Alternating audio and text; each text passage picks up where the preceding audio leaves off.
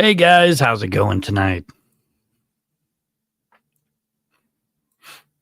So I've got some stuff to talk about, but I don't know. I don't really have a very good plan for this evening, but I'm going to try to do my best.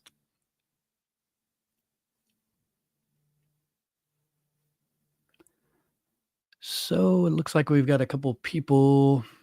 And hi, Sherry. Yeah, Alaska takes a little bit of getting used to. I think the hardest part is getting used to it being daytime in the middle of the night.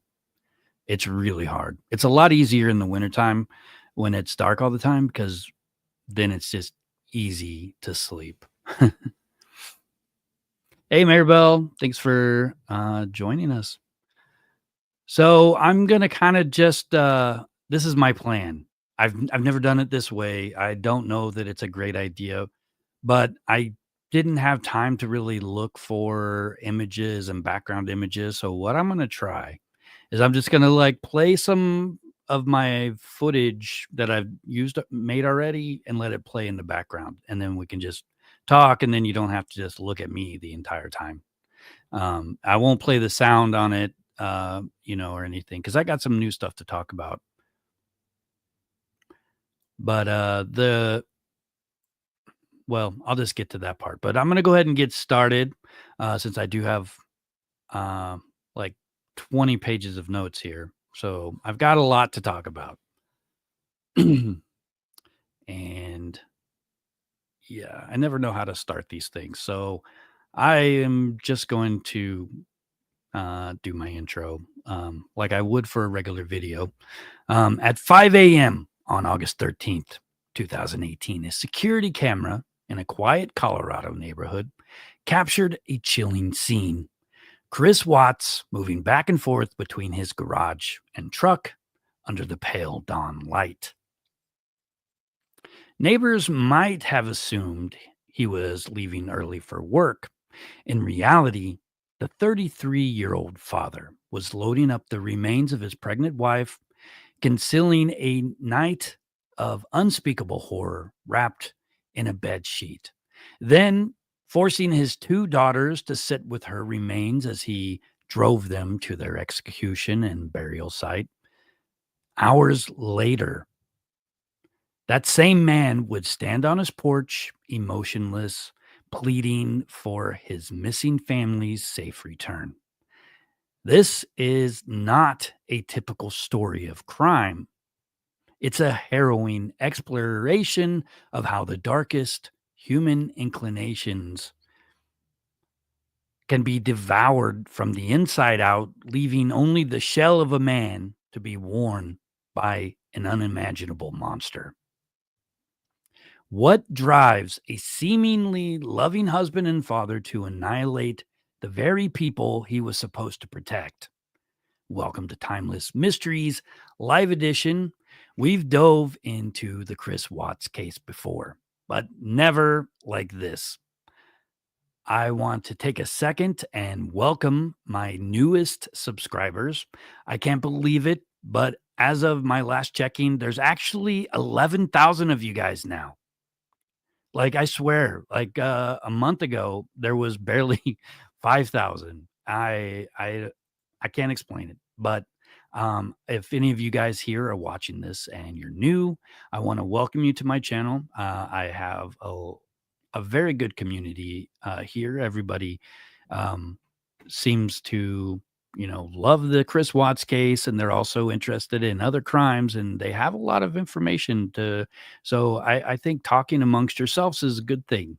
Um, you know, but yeah, I can't believe it. I remember thinking whenever I first started this channel how, it'd be great to get, 1,000 subscribers, and it took forever. And then, after I got monetized and I had my 1,000 subscribers, I was like, wow, you know, I like these other channels. They got like 5 or 6,000 subscribers. I'd like to be like that. um, but people have been telling me my content's good, and despite what they say, I had my doubts, and they mentioned things like, "Oh, your channel's gonna blow up one of these days," and I think it's in the process of doing that. And I just want to thank you guys for liking my content, coming here, joining me live, and talking about these things. Even when I talk about some things that aren't as interesting as the Chris Watts case. But yeah, I just want to welcome everyone. And I hope you enjoy this discussion we're going to have tonight. Um, so tonight we follow the progression from the outward normalcy of a family man all the way to the heart-stopping moment where the truth emerged, revealing the man had always been a monster. Along the way, I'm going to kind of give a little context with some verified statistics on familicide and compare Watch to a couple of other family annihilators like John List and Scott Peterson. Um, I always like to dive into the psychology of this stuff too. It's a tough story even after I've written about it numerous times. I still have a hard time stomaching what actually happened here. And I just I know you guys get it, you know. Um but anyways, as we begin, think about this. Can we ever truly know what's happening inside another's family home? Another family's closed doors, everything seems nice on the outside, but we really don't know what happens once the door closes, once the cameras go off. We just have to assume, and I think most of us like to assume the best. Um, but that wasn't the case for the Wattses. So this is a live discussion, so I would love to hear your perspectives. I'm gonna do what I said I was gonna do and just roll some footage from one of my other videos for a little while, so you don't have to just look at my ugly face there. Um, I won't play the audio, so hopefully nobody's hearing audio right now, right?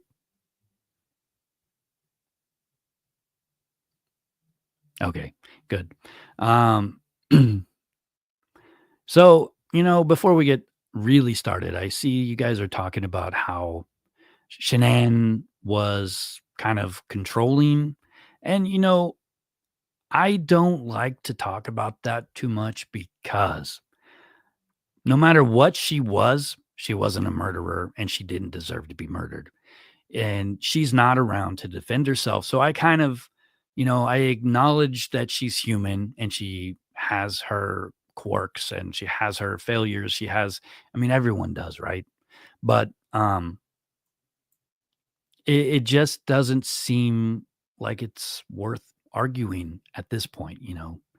She didn't deserve what she got at all. Um, but I'm not gonna deny that she didn't have her faults, but, I've never actually gone. I guess there's, like, some Facebook groups that really dive into her personality and what she was really like, and I could go look at those things, but I don't because I don't necessarily need to know those things. I can see her in some of these videos like that she does with her family. Um, and yeah, I kind of see what people are talking about, but I also see that she loves her family despite everything. Hey, Molly, thanks for joining us. So I am going to be talking about basically some Chris Watts case. Obviously, we're going to be talking about familicide, and we're going to look at some hopefully interesting perspectives on that stuff. So, um, and I'm going to try to remember to look in the chat. um, so we know how the Chris Watts family, seemed on the outside. We saw them through social media before any of this happened. On social media, the Watts family appeared happy. They were thriving. Um, Shanann Watts was 34. She was posting enthusiastic videos about her life and her love for her husband, Chris Watts. 8 years later, we have two kids, and he's the best thing that has ever happened to me. She said that. I don't think she just said that for the camera, you know. I think she actually felt it. Um, Maybe it was partially for the camera, but still, I think underneath that, she actually had those feelings and she really loved her family. Um, the Wattses lived in a 5-bedroom home in Frederick, Colorado, with their two daughters. Bella was 4. Cece or Celeste was her name was Celeste, but everybody calls her Cece. She was 3. They had a baby boy on the way. And by all appearances, they were just an ordinary suburban family. They did backyard barbecues. They had Facebook photos, and they took videos with the kids. They're smiling, and there's really no obvious signs of trouble. Yet, as we often learn in hindsight, social media can be deceiving. Behind the scenes, cracks had begun to form in the Watts' marriage. The family had financial troubles. They filed for bankruptcy in 2015, and they were still struggling with credit card debt. Um, and they were about to file again for bankruptcy. Um, Chris and had become strangely distant from Shanann. She confided in friends about this, that he was no longer affectionate. He wasn't the doting husband she once knew. In fact, Chris was having an affair. And the once attentive family man was drifting into secrecies and lies. Shanann, sensing her marriage was in danger, tried desperately to fix things. In the weeks leading up to the tragedy, she sent Chris self help books and couples counseling materials. She texted him heartfelt pleas to reconnect and save their marriage. Chris's response was chilling in its indifference. He discarded one of the counseling books in the trash, all while planning romantic getaways with his new girlfriend, Nichol Kessinger. Um, as Shanann traveled to visit her family that summer, hoping some space might help them, Chris was on a vacation with his mistress. Two lives were moving painfully in opposite directions. Shanann was fighting to keep her family together, but Chris was secretly preparing to leave it behind. This contrast between the public image and the private reality of the Watts family is critical to understanding the case.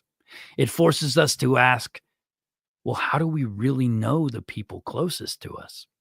Shanann's friends later said she had no idea Chris was unfaithful or that he was even capable of violence. In her final weeks, she described feeling that Chris was different and she was worried about him. Um, but I don't think she ever imagined the danger that she was really in. So I guess I'm going to take a pause here and see what you guys think about this.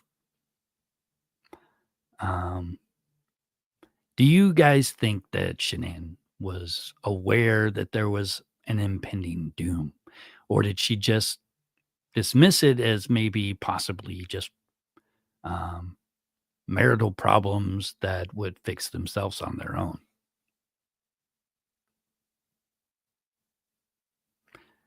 Yes, Sherry Kay says Bella was such a sweet little girl. She was very observant of things.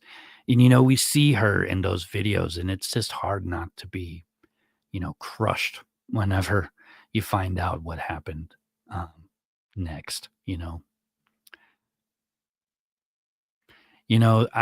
Cuffew says, every time I see Shanann walk up to that door, I want to scream no. It's really hard to see that. She's coming home and she seems like relieved. I mean, she's just walking in the door, but you could just imagine as soon as she comes in, her shoulders kind of shrug and she relaxes finally. She'd been working, um, and she was finally home. She would get to relax again. Maribel says they had problems for sure. She was trying to, it looks like you got cut off there, Maribel. Yeah, I agree. I think they did have problems, but I think they were fixable problems. That's my opinion. Sherry Kay says, I think Shanann knew that there were problems in the marriage, but I don't think she ever thought he would do what he did. And, one of the things that's always bothered me is how this happened without any struggle. You know, was she just so tired that he could just do this to her without any fight back, or was he just that strong? I just don't understand. Hey, Ron, thanks for joining us tonight. So we're talking about the Watts case again. Um, and right now we're just talking about, um, we're just questioning whether or not Shanann had any inclination that she was about to, be murdered, basically. Hey, a beautiful mess. Thanks for joining. Um, a beautiful mess says, think I think she knew there were issues. The restaurant tab set it off. I can picture her bitching and he snapped. I've thought about this a lot. There's a lot of possible scenarios that had happened. From the Netflix video, I believe we saw Shanann texting her friend, and her friend was like, "Well, do you think he's seeing somebody else?" Or maybe it was Shanann saying that to her friend. But it was in the back of her mind. Um, it's just hard to know for sure what kind of conversation, if any, actually happened that night. I think if there was a conversation, I think she would have fought back. And as far as I know from the autopsy, there was no sign of anything happening, and Chris Watts didn't have any like defensive wounds either. So it appears that she either was unaware that anything was about to happen, or she was completely asleep and he just caught her unaware. But some of the things that I've imagined that could have been a possible thing. So I know Chris Watts later said that, well, she attacked me with a knife, or she killed the kid, so I killed her. Um, but I don't believe any of those. I believe the February confession where he explained, he climbed on top of her and, strangled her and then took the kids to the oil site and killed them as well. But, it's hard to know what to actually believe because he changes his story a lot and he got really good at lying. He was in an affair that he was lying about daily. I mean, there's a lot of reasons why we shouldn't believe anything that he says. Um, but one scenario that's been proposed to me a few times in the last couple of weeks is that what if Shanann said, what if Chris Watts came out and said, "Hey, you know what? I'm having an affair with so and so, and it's over." And then what if instead of Shanann saying, uh, you know, well, that's just not going to work for me, and we need to work this out, or something like that. What if she said, "Well, I've been having an affair too." That could have sparked the rage. Obviously, this is all speculation, and I have no reason to believe it. But I mean, there's these possibilities. We just don't know what triggered it. We know that Nichol Kessinger had called him earlier that night, a few hours before. Shanann gets home. We know that phone call was 111 minutes, but we don't know is what they discussed.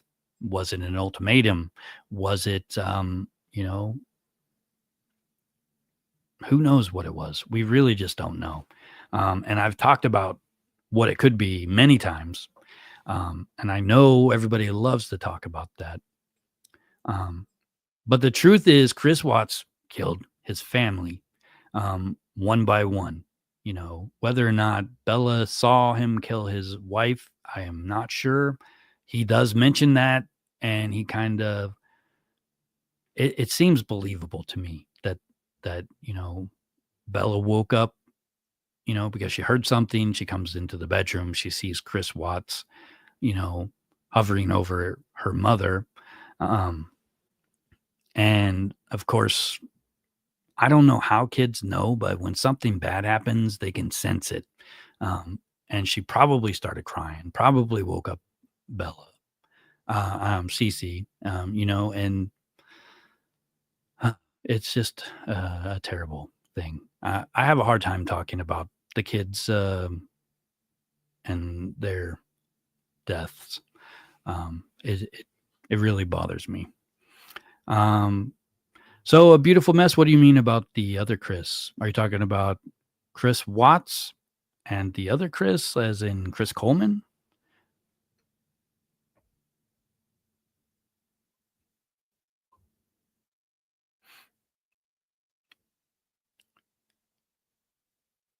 See, a beautiful mess. I see that you mentioned that the kids were always locked in their rooms.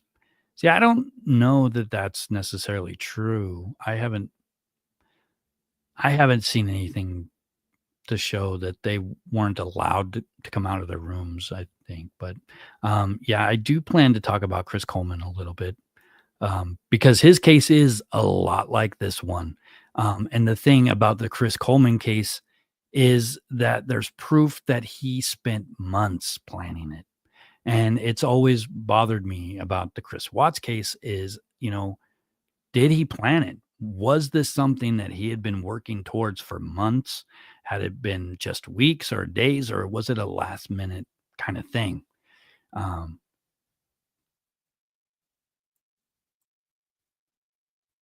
it's I don't know. I mean, when I talk about this case, there's just so much stuff that's actually going on. Um, so you know, the day of the disappearance, um, Shanann was supposed to go to have a doctor's appointment. Her friend Nicole Atkinson, had been calling her all morning trying to find out if what she found out, or if she, is she gone yet? Um, but later that morning, Shanann, when she missed her important prenatal checkup, um, and failed to answer Nicole's text, by midday, Shanann had also missed a work meeting. And for Nicole Atkinson, this triggered alarm bells. This is what uh, this responsible, doting mother would never just go radio silent, especially not with two young kids at home and a pregnancy to care for. Nicole drove to the Watts' house around noon. No one answered the doorbell, though through the windows she saw no movement. Shanann's car was in the garage, but there was no sign of Shanann or the girls. She panicked. She called Chris at work and also phoned the Frederick Police Department. And she requested that a welfare check be done. Imagine being that friend, standing on the front porch in the heat of the day, sensing something awful had happened, but you don't know what. What would you guys have done? Hey, Lucy, thanks for joining. We're basically just kind of going through the Watts case here. I guess one thing that is new is I've got my channel has been growing, and I have at least 11,000 subscribers now. So I had welcomed all the new subscribers, and See a couple new people here that I haven't spoke to before, so I just wanted to welcome everyone to the channel. Um, I try to do live streams now, and I also still try to put out, long form content. The last couple days, I've been doing a couple of shorts because it's kind of fun to make them. But um, so right now, we're just kind of going through the story of what had happened, and so Nicole Atkinson reported that she was gone. Um, and where was I here? So the police arrived around 1:40 p.m. to check on the family. Chris Watts was informed of the situation, hurried home, and arrived to meet others. Police body cam footage from a welfare check provides an eerie look at Chris's demeanor. He allowed officers to search the house. They found Shanann's purse with her keys and medication still inside. Her phone was discovered tucked between a couch cushion. The children's beloved blankets and toys were still in their beds. Excuse me.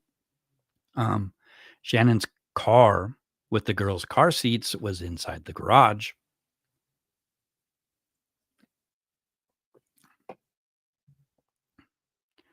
Um, all these signs pointed to the unthinkable. Shanann and the children never left the house that day. You know, um, Throughout this search, Chris appeared strangely calm. Neighbors who gathered outside watched him. One later told reporters that Chris didn't show the normal concern of a worried husband. There were no tears, no frantic efforts to call his wife's phone. Instead, he paced and made quiet phone calls. In police footage, when the neighbor showed officers security clips from that morning, Chris stood by, silent and fidgety. At one point, as the video played, Chris inexplicitly put his hands on his head and murmured about having to go somewhere.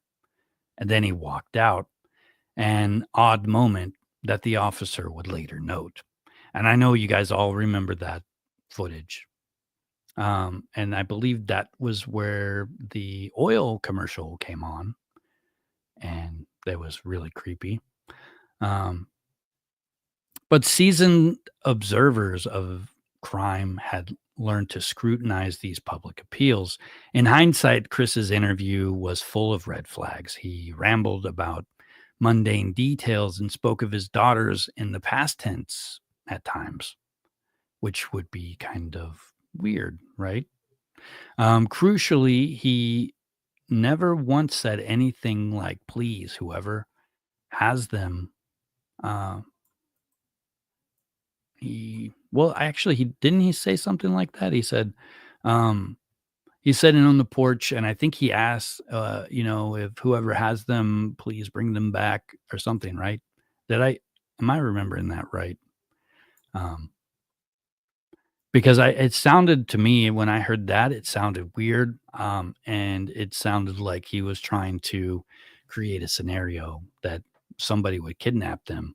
And I remember seeing this, on the news back in 2018, and the first thing I thought was, well, he killed his family, and I couldn't watch it. I couldn't watch the news. I didn't um, keep watching or anything like that.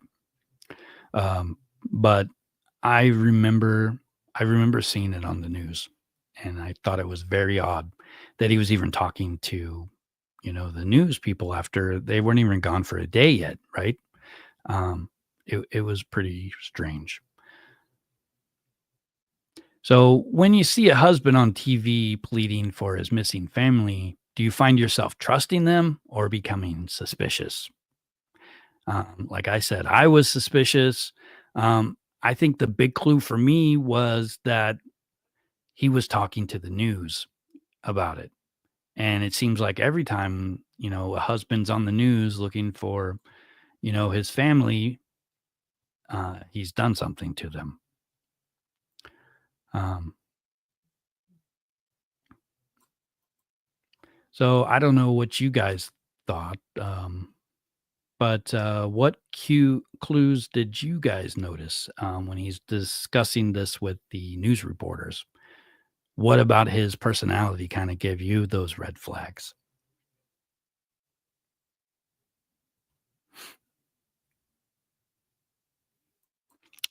Sherry Kay says, I think that commercial coming on at that time was Shanann showing Chris what Chris had done to his family. You know, I've heard that. You know, I'm a very big skeptic when it comes to spooky stuff like that. I'm very interested in all that spooky stuff, but I don't believe any of it's true, really. But if anything was, more than a coincidence, it was that. That is just the creepiest thing I've ever seen. Um, like, I couldn't believe it. The first time I saw it, I thought it was like, you know, some sort of video editing. I just couldn't believe that that was actually a commercial. But I guess Anna Darko had other, had plenty of oil commercials on TV at that time. So on August 15th, 2 days after the disappearance, police and FBI brought Chris in for a formal interview and a polygraph test. By now, they knew about his affair, his mistress, 30-year-old Nichol Kessinger, and she had come forward. She admitted to the relationship, and they had just enough inconsistencies to press hard. The polygraph examiner later said that Chris's test results were the clearest sign of deception that she'd ever seen. He failed that lie detector test terribly, apparently. Um, Confronted with this, Chris's facade began to crack. Investigators used that um, interrogation technique to get him to confess. At first, he hesitated and insisted that he couldn't ever possibly hurt his family. And then, in a dramatic moment, he asked to speak with his father, who was waiting outside, alone with his dad, but still the recording was going. Chris broke down and confessed partially. In a shocking twist, he claimed that he did kill Shanann, but only because, according to his story, Shanann had smothered the girls and he retaliated in a rage. This was Chris's desperate attempt at a narrative. He wanted to cast himself not as a premeditated murderer, but as a father who snapped upon witnessing his wife harm their children.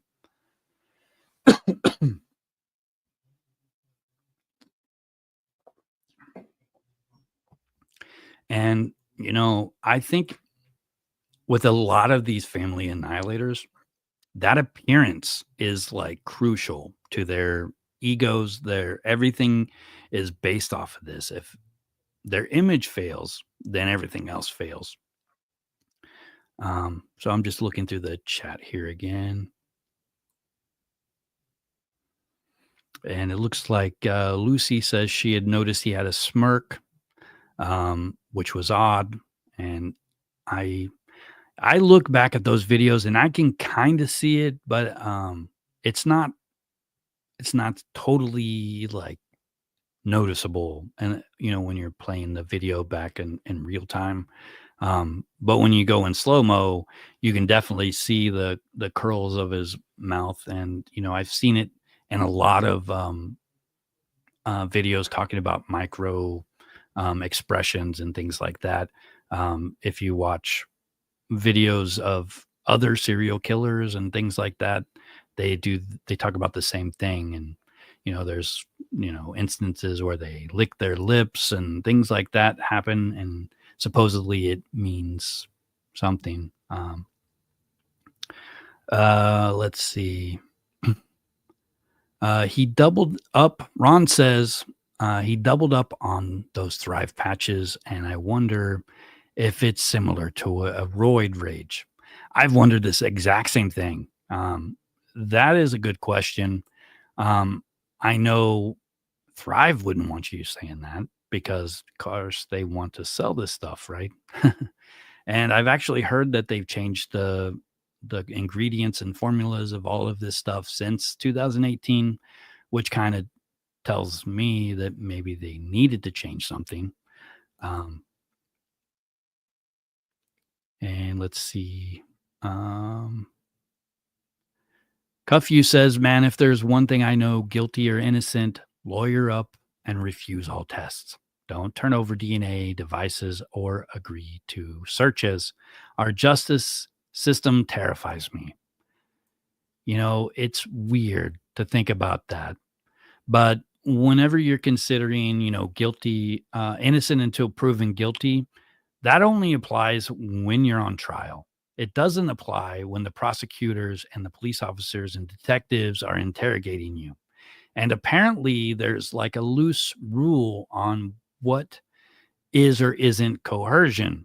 So, in my opinion, that lie detector test, the way that they spoke about how its results were like 100% conclusive that he lied is coercion. But he confessed. I forget what the psychological term for it is, but once you unload that heavy burden that you've got and you confess something, it feels good to get it out there. And so I think, from a public safety point of view, using these coercive tactics is a good thing, because it catches these criminals. But um, I don't know. Like um, if he would have lawyered up when, he did get a public defender and he didn't really do anything with his attorney. His attorney wanted to go to trial. He didn't. Um, and I think it had something to do with he already admitted it. He didn't care about anything else.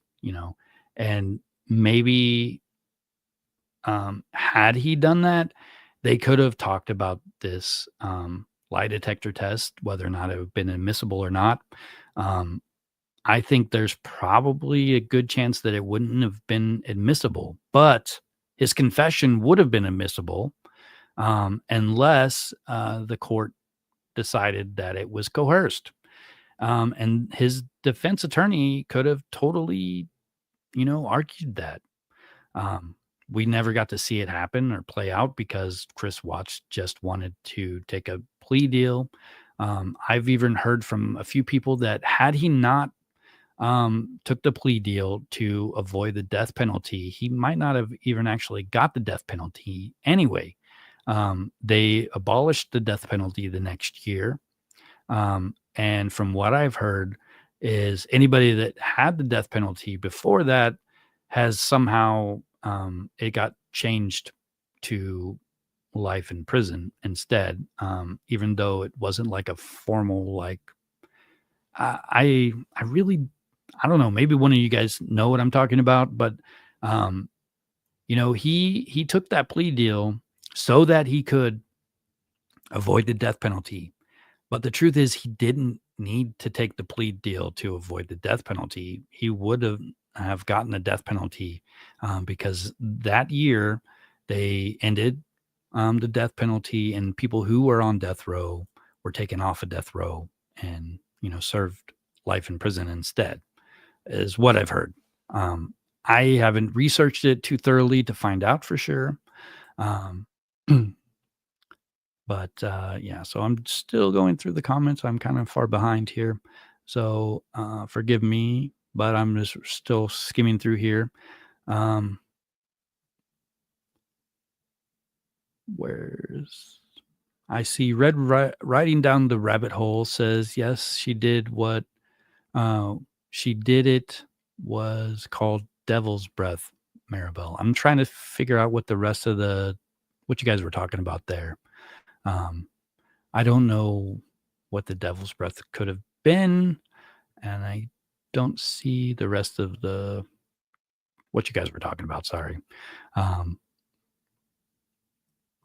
let's see.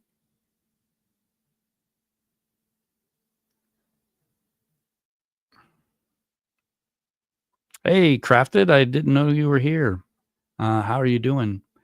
Um, I know you're taking care of some stuff, but thanks for stopping in. Um, this is a whole lot harder going through the comments than when you're here. But I hope you're doing good. And also, Crafted, I got some interesting news. My channel has 11,000 subscribers now. Um, it's It's kinda cool. My six-year-old really thinks that's cool. He keeps asking me when I'm gonna get a play button, and, I keep have to tell him probably never, but, instead, now I'm telling him, "Well, I gotta get 90,000 more subscribers, and then I'll get him a play button." Yeah, I don't know what's going on. People have told me that my channel is gonna blow up one of these days because my content's pretty good. And it has been for a while, and I just haven't gotten a lot of views. And then all of a sudden, I don't know what has really changed other than um, I'm doing these live streams, um, and it just has changed. I'm getting several subscribers every day. I think yesterday, about 3 o'clock, I hit like 10,000, and I was super excited. I took a screenshot. And then, today, but by, like, noon, I already had, like, 11,200, and it's crazy. So Sherry K is talking about the devil's breath, and apparently it's, a drink that NK made for Chris. Do you know what's in devil's breath? Is it just, like, teas or something else?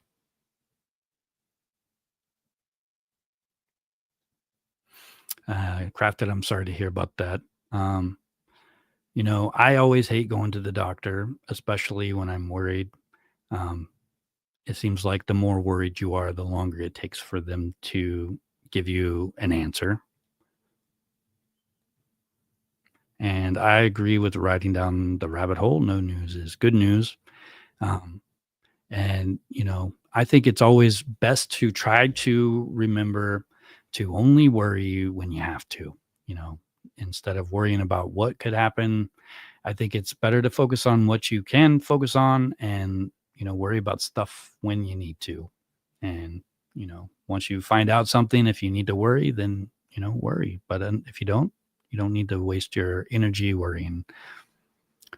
That's just my 2 cents. I've spent a lot of my life worrying about all kinds of stuff. Um, so, I want to get into the familicide aspect of this before, I spend my whole time talking about what happened with Chris Watts. Um, so, familicide is what they call somebody who murders their entire family. Like a husband murders his wife and kids, as a wife murders her husband and kids, um, stuff like that. It is rare, but not as rare as you'd hope. An analysis by the Indianapolis Star found that at least 227 cases of family annihilation happened since 2020. That averages out to be about one family annihilation every 5 days in recent years. I would put, I state this, it is a statistic, but you also need to keep in mind that every state has a different opinion on what a family annihilation is. It could mean, family dies in a car crash. That could be considered a family annihilation. A drug cartel comes into your house or a wedding, annihilates your whole family. That could be considered family annihilation. There could also be on the other side of things, family annihilations that happen that get miscategorized. So there is a lot of wiggle room with statistics, and this is one Indianapolis Star. That is one newspaper, And I'm not saying that their statistics are wrong, um, but I just think they're skewed. Um, I think if you try to take the entire, like any type of foul play death that takes place in the US in a given year, um, I think it's a very, very low number. So I've, done quite a bit of research on this, and my best guess is it would probably be less than a half of a percent of all murders that happen. Not accidental murders, or, things like that. Not you die in a car crash type of thing. But where somebody intends to murder you, I think it would come to less than um, less than a half of 1%. So that's a lot. I also read statistics that showed that 22 family annihilations happened in like 2021 in Texas. But then when I started reading about those cases, there wasn't a lot of information. So I find it's very hard to um, get a good answer because the statistics aren't the same for everyone. Hi, Titan Duff. Thanks for joining.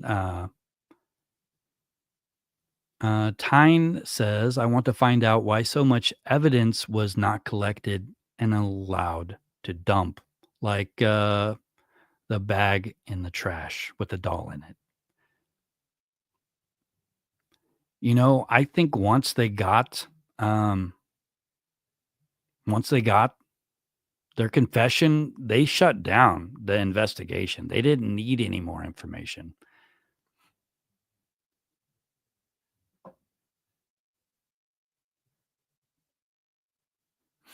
And so, let's see. Good night, Crafted. Um, I'm glad you stopped in. I hope your results come back good, and hope to hear from you when you get back. But let's see, where was I? So I was getting into the statistics. So yeah, most family killers plan to end their own lives. That's another statistic. So it's like a murder suicide scenario. Um, but I know you guys have all heard that quote from a doctor that I can't recall at the moment. I've got it written down somewhere around here, but one of them said that, family annihilation is a suicide attempt that fails, basically. So he killed his family and then couldn't kill himself. Um, my thoughts are, if this is what you're planning, um, start with yourself first. Save the other lives. They deserve to live. And there's statistics in the UK that show that there's somewhere closer to an 81% attempted suicide after murdering their family. The Watts is an outlier here because he did not attempt suicide at all. Instead, he tried to cover it up. Similarly, a case that we'll discuss is John List. He did not kill himself, but he vanished and started a new life. He actually got remarried. He is a really interesting individual. He confessed to his pastor, and in a note, he explained everything, what he did, and then he disappeared. Um, but let's see.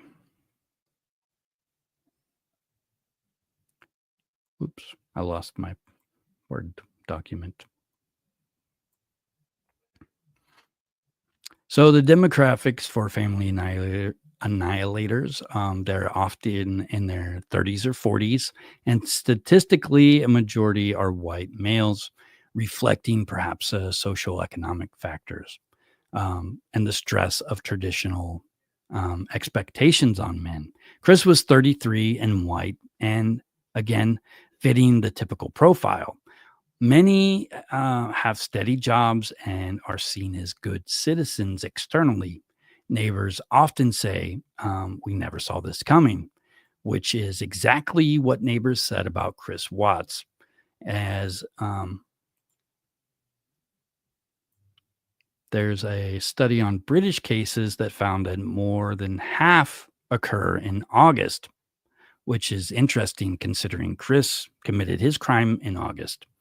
Um, it's unclear why late summer might be, um, you know, the time that these kind of crimes happen. Some theorize it's financial strain, timing, or it's also the family gathering season. It is an odd statistic. Um, Criminologists have developed typologies of family annihilators to categorize their motives. There's the self righteous. This type blames the spouse.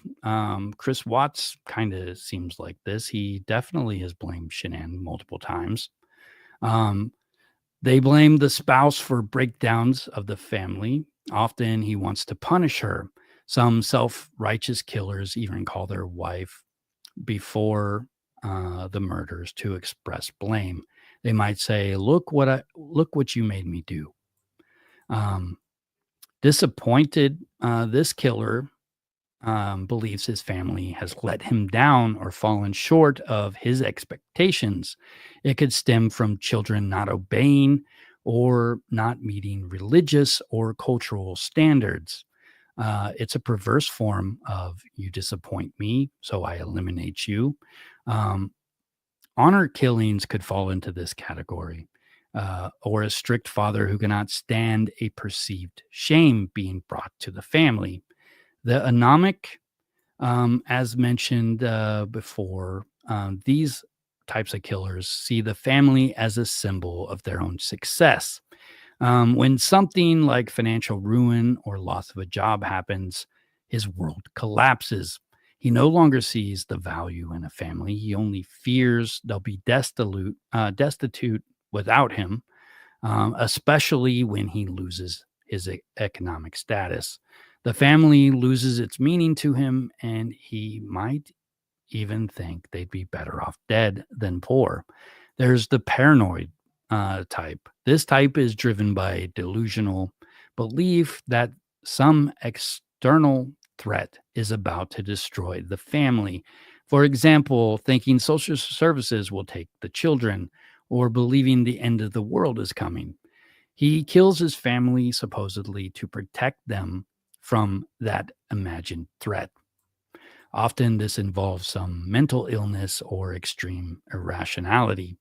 Um, a father who kills the kids and himself so they won't have to suffer in the future. I don't think any of those reasons are reasons for murder at all. None of them. I think that, worst case scenario, they're about to suffer. They also have the opportunity to learn and grow from that suffering.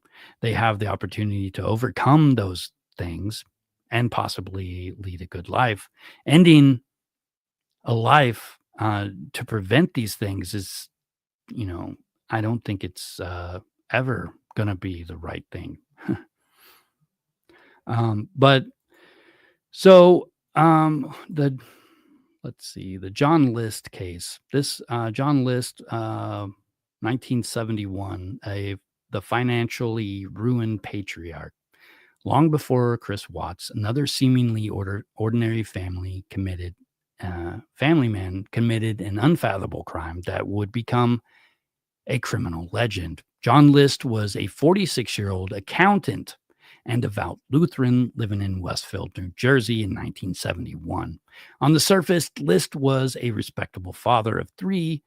He was a Sunday school teacher living in a large Victorian home with his wife and children and his elderly mother under the same roof.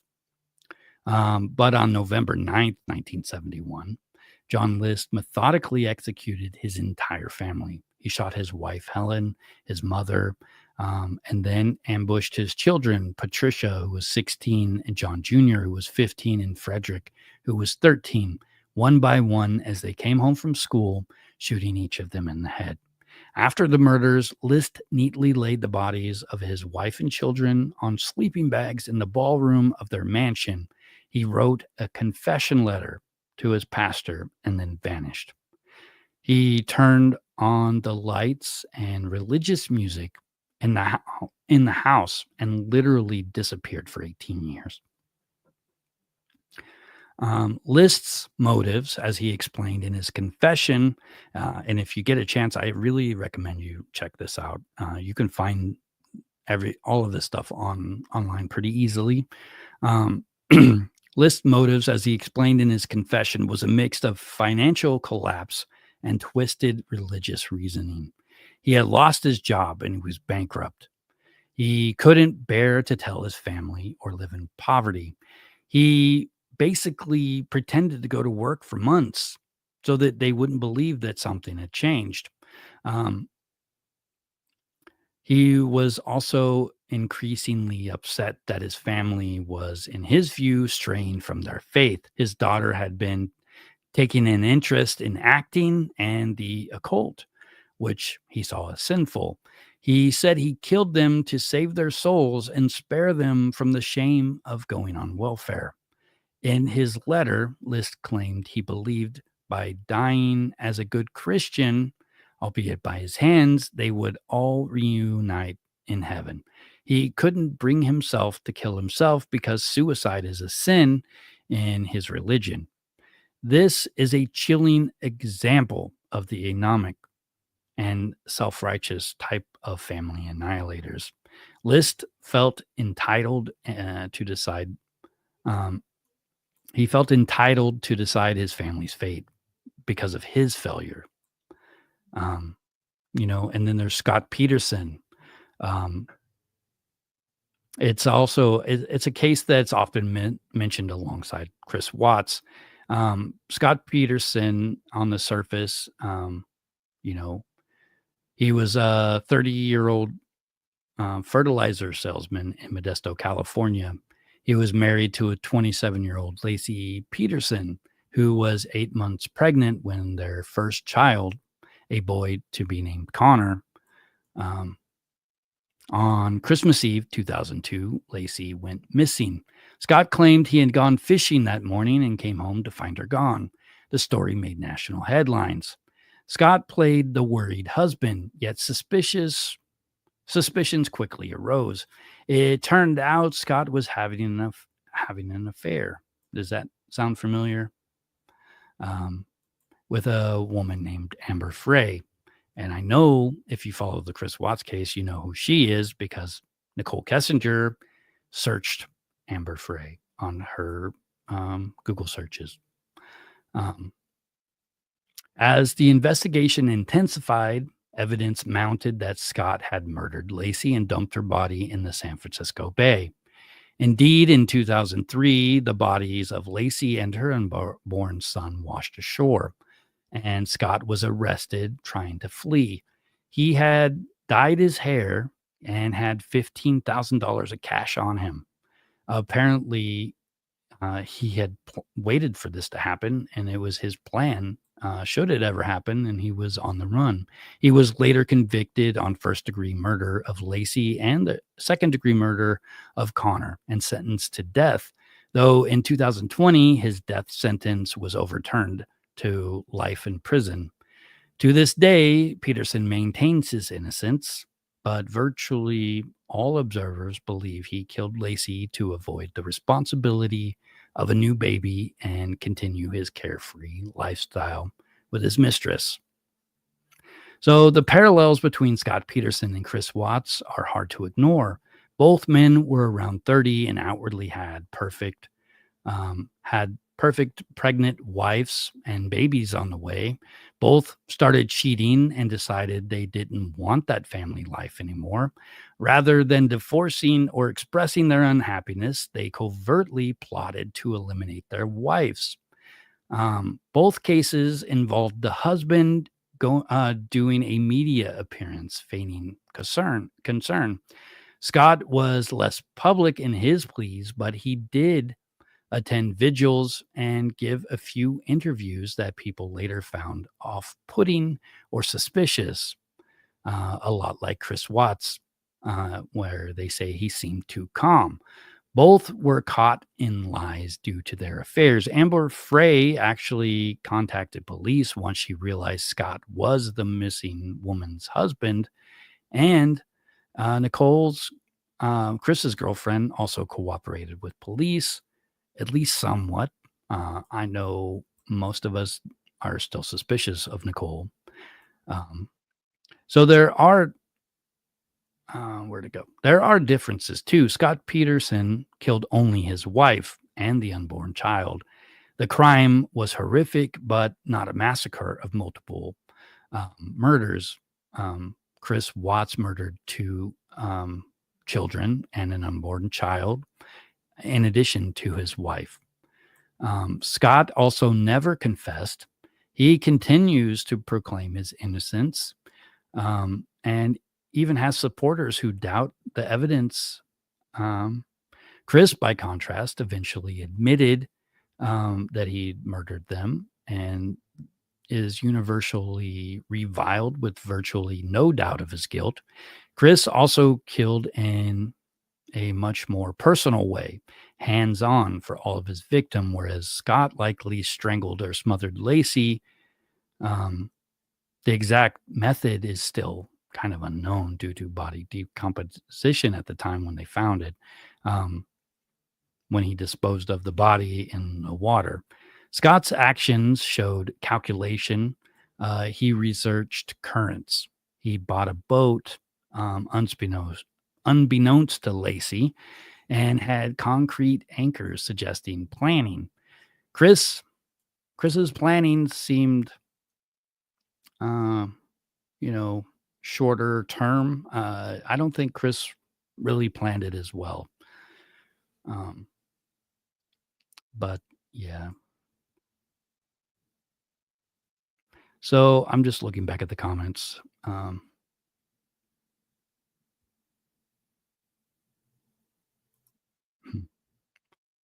I'm kind of reading back through the comments. So, what is this three Chris's and three Petersons? Sounds like a survey.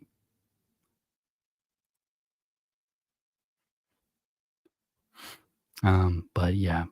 So um, I was going to get into Chris Coleman as well, but I think I'm kind of running out of time.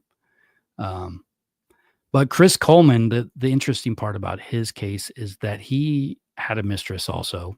You know, he like started planning their murder months and months in advance by faking emails. Um, and so while I'm not sure if Chris Watts um, had really had a plan like this, I think Scott Peterson did. I think Scott Peterson had a plan a lot like Chris Coleman. John List, um, I think I don't think he had a plan. I don't know why he got so lucky. Probably because it was in the 70s and people didn't have access to the tools they have nowadays. But um, hey, Vanessa, thanks for joining. You know, I still don't know who Jim is really. I've tried to find out who he is, and all I can ever find out is this statement: "Leave Jim alone." uh,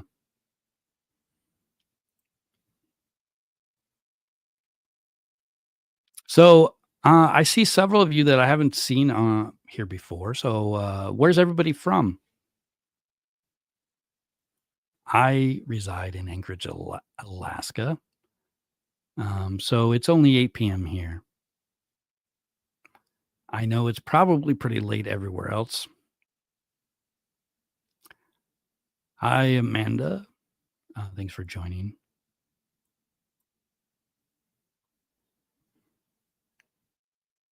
Vanessa is from Colorado. You're not from Frederick, Colorado by chance, are you?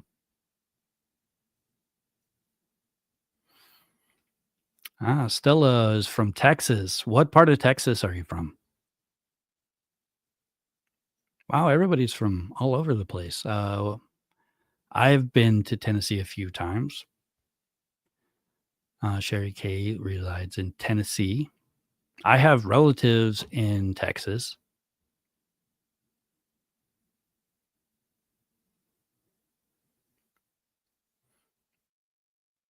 I'm not sure where Huma, Louisiana. That I'm not sure where that is. East Texas. Yeah, my family is from North Texas.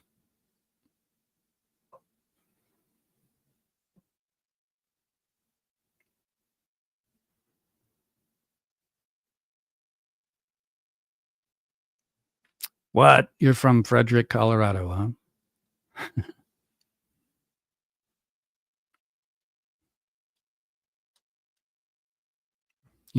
It is pretty big city, right, Frederick?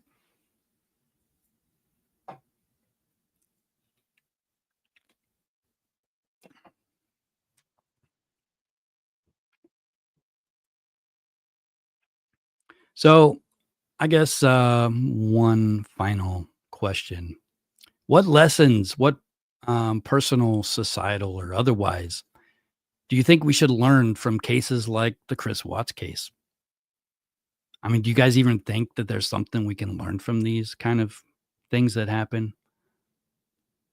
Because I can tell you that personally, the more I look into these types of killers, the more I'm trying to like see them before it happens. And uh, I realized that you really can't see it until it does happen, it just seems wrong to me. There should be a way to identify these things ahead of time.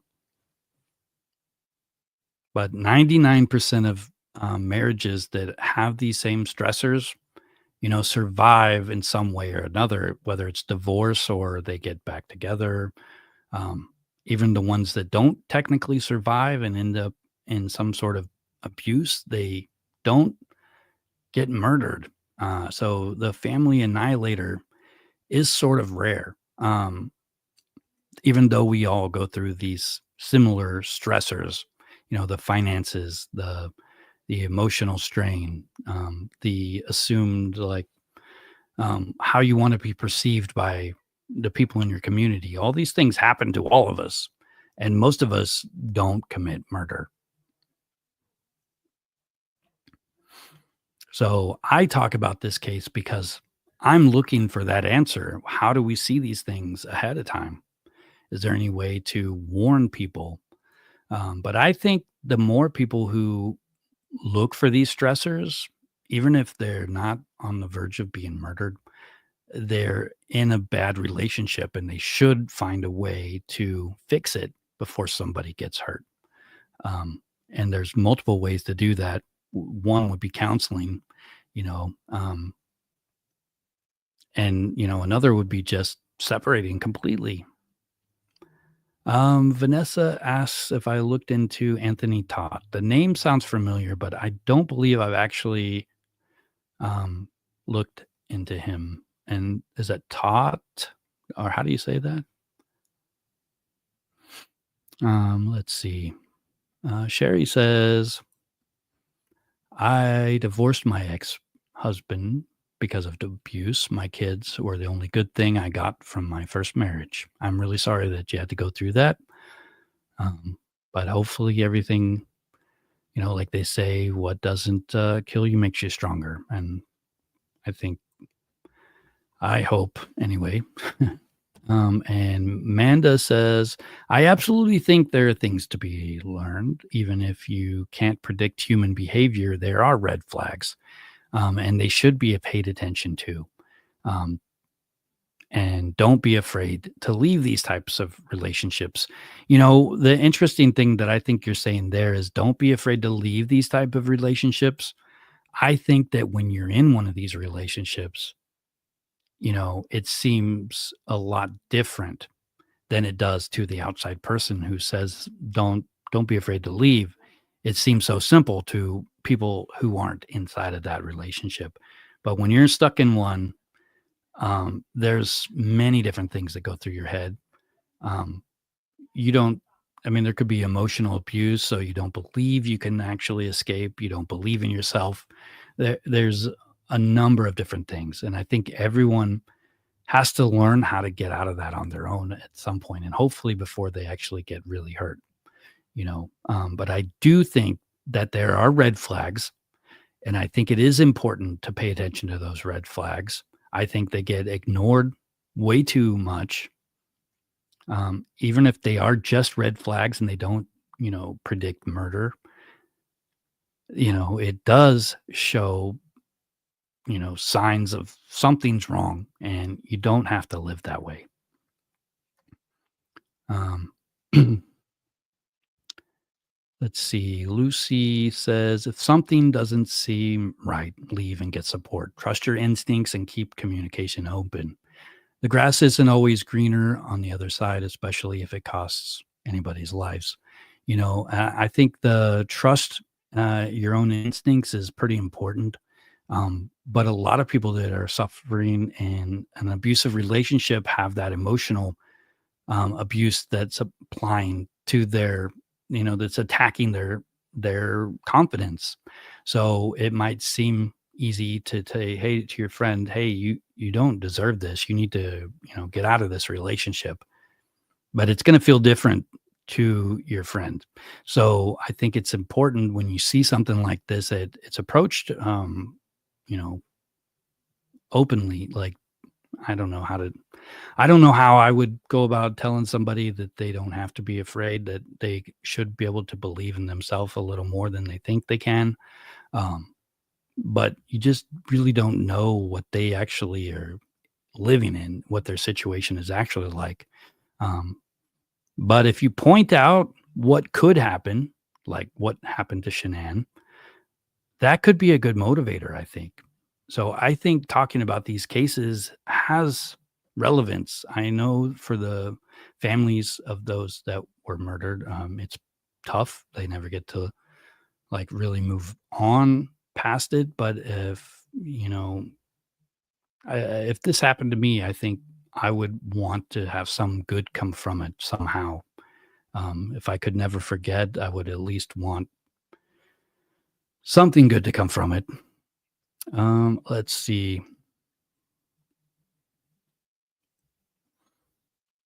Chris Watts thought the grass was greener.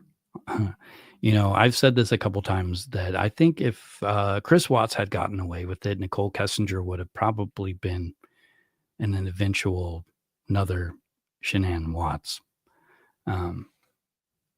That initial spark in the beginning of a relationship is never what it actually is. You don't see it for what it really is. You see it for what you want it to be. So you're really just playing with your own emotions, basically, because that person isn't who you think they are. They're who you want them to be. And for some people, that's good. They only need that for a little while. Let's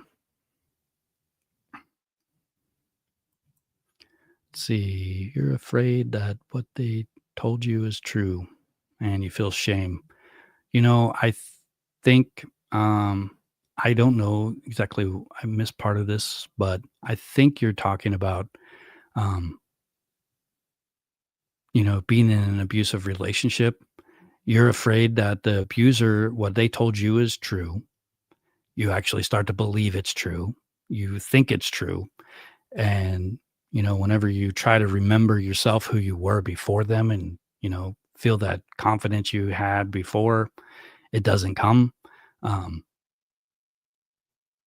and, I think I know what you're talking about. And the shame you feel for getting yourself into this situation, I think that's also another thing that could happen. It's embarrassing. Here I am, supposed to be living life this way, but this is what's really happening. And, you don't want people to know that. That's your personal stuff.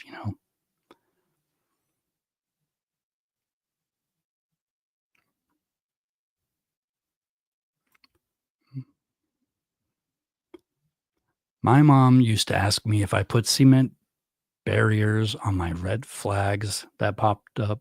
Oh my God. That's funny because I think people do this also. They're supposed to be red flags, but you ignore them. I think it's human nature to believe in the good in people, that you want them to, be a good person because you feel like you're a good person. Um, and they had one bad act or they did something wrong this time. And well, they had a good reason for that. Um, you know, if there's red flags, there's red flags, and you really just need to save yourself some heartache. You never know. You could be, saving yourself 12 years of this or more or less, or, you know. But anyways, guys, I just want to once again thank everyone for coming here tonight. I'm going to go ahead and end this um, live stream, but you guys are welcome to go check out the playback. Oh, actually, before I go, maybe I should show you my short that I am about to post. Let me see if I can find it real quick. I know we talk about Chris Watts on my channel a lot, but I do like researching other things, other crimes and stuff. And I've just started making these shorts. So this little clip is only like a minute long, but where is it? Here it is. So let me know in 1919, New Orleans lived in fear of a shadowy serial killer known as the Axeman. Late at night, he would slip into people's homes and attack entire families with an axe, often using the victim's own axe. The crimes were brutal and seemed random, plunging the city into panic. Then, in March of 1919, a bizarre twist rattled the city. A letter from someone claiming to be the Axeman was printed in the local newspaper. In it, the writer, who called himself a demon from hell, vowed to kill again on a specific night, but promised to spare anyone who played jazz music at the time. When that night came, jazz music poured from homes and music halls all across New Orleans, and not a single person was attacked. Afterward, the Axeman's reign of terror mysteriously stopped. He was never identified, leaving behind an eerie, unsolved legend fueled by jazz and fear. So, yeah, I tried to memorize that 1 minute thing so I can actually look at the camera, and I'm just terrible at it. But I've made a couple of these like little 1 minute shorts just for fun, kind of little teasers to content that I want to make long form videos out of. But I will look into the Sebastian Rogers case. I have not heard of that one yet. And I see another thing that I think I want to post up here real quick. Don't always give others the benefit of the doubt.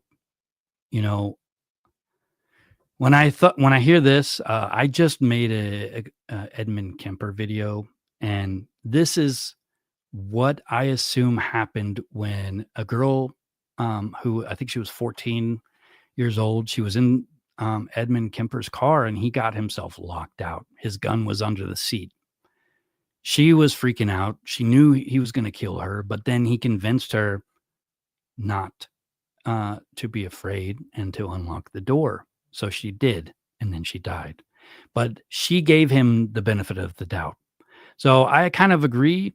I also think at the same time, you can't really live in fear, and you can't really assume that everyone is going to be worse than they expect. I think it's somehow you got to balance it and judge things. You don't ignore the red flags, and only, address a problem when there actually is a problem, rather than assuming there could be a problem. But yeah. Anyways, guys, hey, Vanessa, thank you. I'm glad you like my channel. I know some of you are new, but I also post trivia on my channel almost every day. I think it's been every day for a while. Typically, I post them at 5 o'clock. Every once in a while, I'm a couple hours late.